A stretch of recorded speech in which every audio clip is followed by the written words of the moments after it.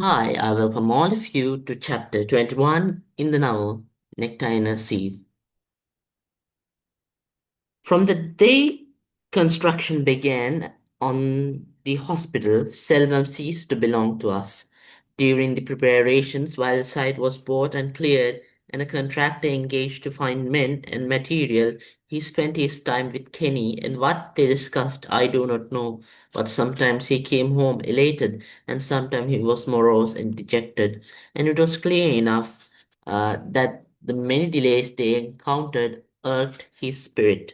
Irked means irritated his spirit beyond the telling. Then, when construction actually started, the bricks stacked high, the cement in heaps, whatever time he could spare, he spent at the site watching while brick was laid on brick and mortar flowed between, and occasionally when the laborers led, which was not often, for they were a jealous crew, he would take a hand in the building himself. So we could see how Kenny himself would assist in building the constructing the building.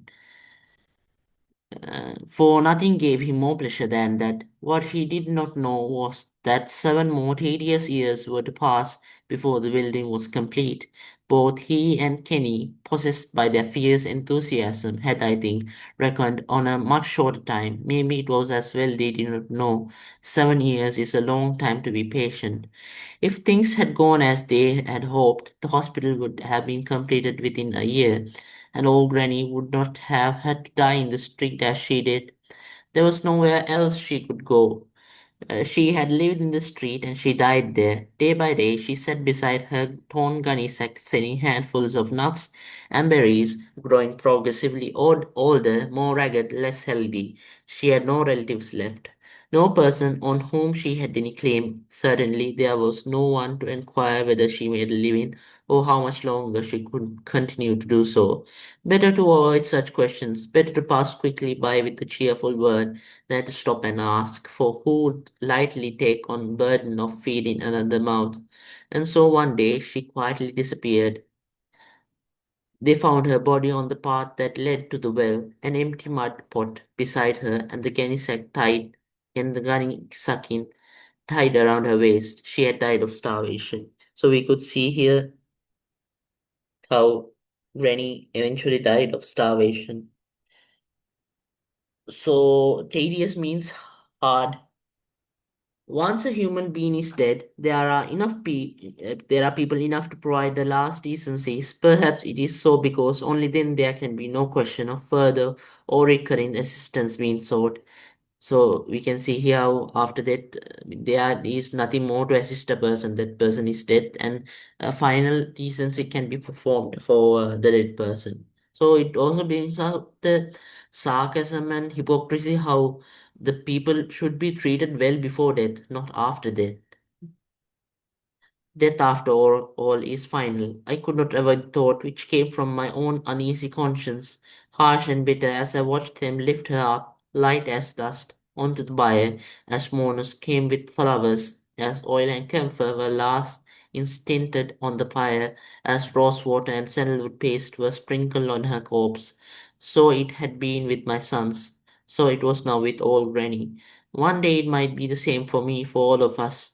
A man might drift to his death before his time unnoticed, but when he was dead and beyond any care, then at last he was sure of attention.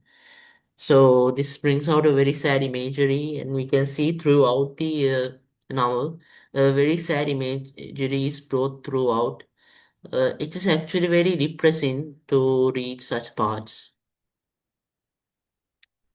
Old Granny's death bore especially hard on me, for apart from the fact that we had been friends since my marriage, I could not forgive myself for having accepted the rupee which might have fed her for several days. I wanted to throw it away, give it to the next old crone I saw, anything to gain my relief. But the money belonged to Sakrabani, not to me. So old crone means ugly woman. Oh, she means that she wanted to give that money to a beggar, but she couldn't because it was meant for Sakrabani, not for her. You have been very childish, Nathan said. How long would the rupee have kept her? A few days at least, I said. And what when those few days ran out? I don't know. Something may have turned up. It is a pity the hospital was not ready. She could have gone there. A hospital is not a soup kitchen, he said. I did not know what he meant by soup kitchen, and I stared at him. He repeated the words, please, that he knew, and I did not. So Nathan is very sort of on a high elevation here. He asserts his dominance. In a in a previous chapter, we read how Nathan was very humbled by Rukmani's ability to read, but here he is very elated and very over the moon that Rukmani does not know.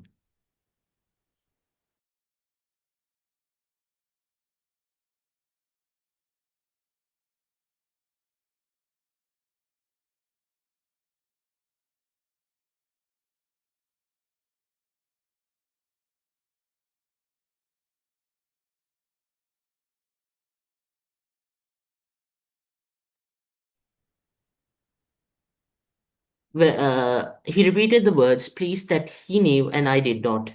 Where the poor are fed free of charge, he explained. In other countries, Selvam tells me this is a fact. And how should he know? He has not been out of this town since his birth. From books he has read, perhaps. Or Kenny may have told him. I do not know how he knows. Well, anyway, I said, going back to what we had been discussing, soup kitchen or not, they would not have refused an old alien woman. Why go on about it? He said, exasperated. You are only distressing yourself, and it might never have been. I tell you, a hospital is only for the sick. There's nowhere for the old. So, exasperated means irritated. So he tells so irritated to Rukmani. The hospital was no more than a few months old and a few feet high when people began attempting to stake their claims. They went to Kenny and they came to Selma and they even approached me, his mother, and from the numbers who came, I soon knew that 1/10 could enter. And what I of little perception knew, Kenny and Selma knew twofold. But we none of us could none of us said anything, for we had woven about us a net of silence, in whose meshes were precariously held our fears and misgivings. Meanwhile, work on the hospital did not progress smoothly. Twice the contractor was changed, and each man in turn appointed new foremen, and these brought their own laborers. One year there was not enough men, the next not enough material. During one very hot summer, the workmen's huts caught fire, and before it could be put out, it had spread to the timber stack nearby. The loss had to be made good as also the theft, despite the presence of a chowkidar. Chowkidar means a security officer. Despite the presence of a chowkidar of a cartload of bricks and the cart itself. So a cartload of bricks and the cart was also stolen despite a security officer was there. Several times work stopped altogether. For what reasons I do not know, while Kinney and Silvam strode about the deserted site in exasperation, in irritation. Dark as thunder, unapproachable. Kenny made frequent trips away from the town, from which he came back tired and often dispirited, but always work was resumed on his return. Every pie has to be fought for, Seldom said. It cannot be easy. He told me he had enough, I said. He was away a long time collecting the money. There can never be enough, Seldom said, turning away. I could not help wondering what bottomless pit they were trying to fill, or from what bottomless purse. It is not as simple as Kenny said. I remember thinking to myself, it is not enough to cry out, not sufficient to lay bare your woes and catalogue your needs. People have only to close their eyes and their ears. You cannot force them to see and to hear, or to answer your cries if they cannot and will not. Once I dared to say as much to Kenny, and he looked at me a little sadly and said there were other ways which he could not explain to me. So it says here how that the struggle that Kenny and Selvam are fighting to build the hospital. There were much talk between him and Silverm of various funds and grants and so on, but I do not know whether anything came of these. At any rate, building went forward, slowly, painfully slowly, but at least it did go on.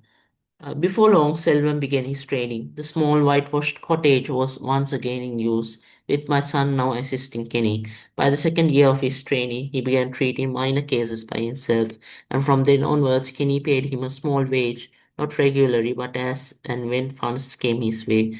Once in a moment of thoughtlessness, I asked how he would contrived to pay all his staff when the hospital was finally established, for it was certain many people would be needed to run it. His face darkened. He would, he said, find ways and means. He had become his most frequent saying. So even Kenny becomes similar like Nathan, very hopeful about the future, very hopeful towards the future. Like Nathan says that in the there would be means and there would be ways. So optimism, this is actually optimism and extreme optimism that things would go good. Actually, it took a long time to build the hospital as we saw earlier. It would take 7 years to build this hospital. So with that, we end chapter 21. And as a conclusion, we can say Selvam, like his older brothers, recognizes the injustice of tenant farming and seizes the opportunity of a better life when it comes. And we can see the death of all Granny in this chapter. And Selvam's exit from the family brings out the deterioration of traditional values. Sons taking over the father's positions and highlights how Nathan's job cannot provide him a future for his family. So Nathan's job in the end turns out to be a fertile one when the landlord takes back the land and sells it. Actually, the landlord sells it to the tannery. So in that we can see this statement mentioned. Like you guys can write this in your books because these are very important points. So thank you for listening, and that will be the end of chapter 21. And in the next video, we'll meet with chapter 22. So thank you all. Do subscribe my channel, like this video, and click the bell icon for more notifications.